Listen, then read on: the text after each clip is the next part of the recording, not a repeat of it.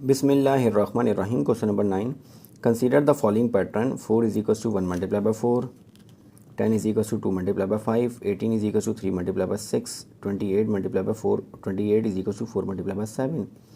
अच्छा, इस पैटर्न में एक फिक्स सीक्वेंस चल रहा है। यहाँ पे 1 2 3 4 और यहाँ पे ये 1 मल्टीप्लाई हो रहा है 4 5 6 7 से, यानी 1 में 3 ऐड करें तो 4 और फिर 2 में 3 ऐड करें तो 5, यानी 3 उस नंबर से मल्टीप्लाई होगा जिसमें 3 प्लस 3 6 और 4 में 3 ऐड करूँ तो वो उस नंबर से मल्टीप्लाई हो रहा है। मीन्स दैट यही पैटर्न आगे आगे चलता रहे तो 4 के बाद एक वैल्यू आ जाएगी, कोई भी किसी भी नंबर पे के एज्यूम कर लिया कि के है तो के मल्टीप्लाई होगा उसी के में 3 ऐड करके और उसका रिजल्ट आ रहा है यहाँ पे फॉर एग्जांपल 208। ये बीच में कहीं पे नंबर सीक्वेंस चल रहा है। अब हमें पहले पार्ट में कह रहे हैं write down the 6th line of the pattern. अब इस पैटर्न की 6th लाइन क्या होगी? अब फर्स्ट लाइन में यहाँ पे 1 है और फिर सेकंड लाइन में 2 है, यहाँ पे 3 है, यहाँ पे 4 है, तो इसका मतलब 6th लाइन में यहाँ पे 6 आएगा।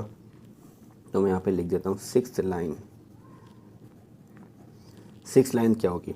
अब पैटर्न के हिसाब से 1 2 3 4 चल रही है तो 6th लाइन में यहाँ पे आ जाएगा 6 और ये मल्टीप्लाई हो रहा है हर लाइन में जो नंबर है वो उससे 3 प्लस से मल्टीप्लाई हो रहा है।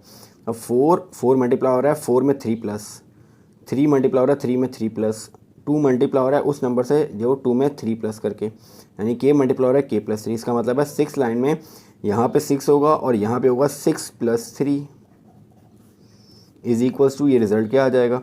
अब ये रिजल्ट यहाँ पे आएगा 6 प्लस 3 9, यानी यहाँ पे अब आपके पास मल्टीप्लाई होगा 6 प्लस 3 9 और 9 6 ज़ा 9 मल्टीप्लाई बाय 6 तो 9 5 द 45, 9 6 द 54, तो यहाँ पे हमारे पास आ जाएगा 54, यानी 6th लाइन होगी आपके पास 54 is equals to 6 multiply by 9। This will be the 6th line.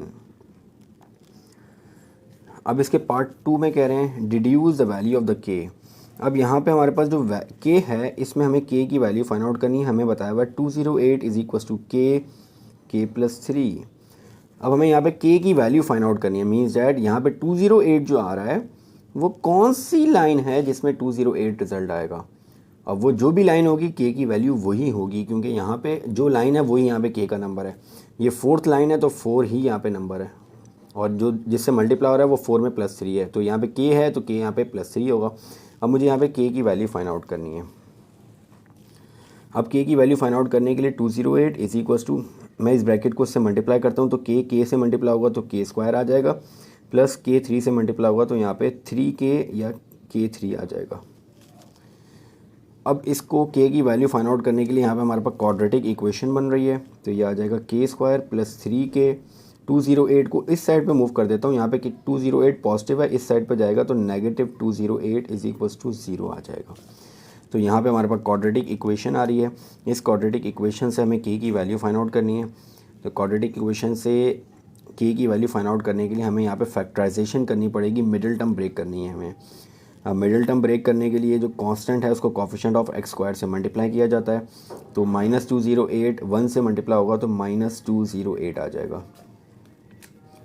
अब -208 की हमें फैक्टराइजेशन करनी है। हमें 208 को ऐसे दो नंबर से मल्टीप्लाई करना है कि रिजल्ट -208 ही आ जाए और इन्हीं दोनों नंबर्स को प्लस या माइनस करने से सेंट्रल टर्म आ जाए विच इज़ 3। तो अब यहाँ पे -208 मुझे चेक करना है ऐसे कौन से दो नंबर हैं कि उनको अगर मैं मल्टीप्लाई करूँ तो 208 आ जाए। तो स्टार्ट करते हैं, मैं पहले 2 के टेबल से स्टार्ट करता हूँ। अब 2 के टेबल में 208 कितने टाइम्स आता है? 208 डिवाइड बाई 2, यानी 104 को 2 से मल्टीप्लाई करूँ, 104 को 2 से मल्टीप्लाई करूँ तो 208 आएगा। लेकिन इन्हीं दोनों नंबर्स को प्लस या माइनस करने से कभी भी 3 नहीं आएगा। इन्हीं दोनों नंबर्स को प्लस करूँगा तो 106 आ जाएगा या 102 आएगा, 3 नहीं आएगा।